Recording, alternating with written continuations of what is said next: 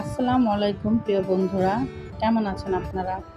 আলহামদুলিল্লাহ, আমিও বেশ আছি। রান্না করেছিলাম বিয়েবাড়ির সবজি, সেটা শেয়ার করতে চলে আসলাম আপনাদের সাথে। মুরগির রোস্টের জন্য যে সকল উপকরণ ব্যবহার করা হয়, আমি এখানে সেই উপকরণগুলোই ব্যবহার করেছি।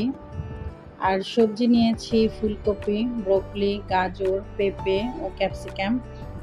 আর সাথে দিয়েছি মুরগির মাংস ছোট ছোট টুকরো করে। খেতে কিন্তু অসাধারণ হয়েছে।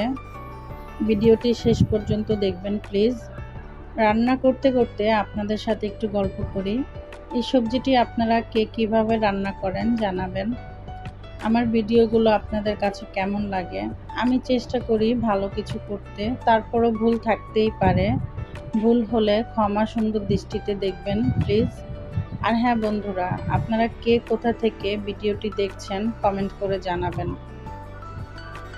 আর আমার চ্যানেলটি সবাই সাবস্ক্রাইব করে দিবেন। আর যারা ফেসবুক থেকে দেখছেন তারা একটি ফলো দিয়ে লাইক কমেন্ট করে সাপোর্ট করবেন প্লিজ। আপনারা যে যেখানে আছেন সবাই ভালো থাকবেন, সুস্থ থাকবেন।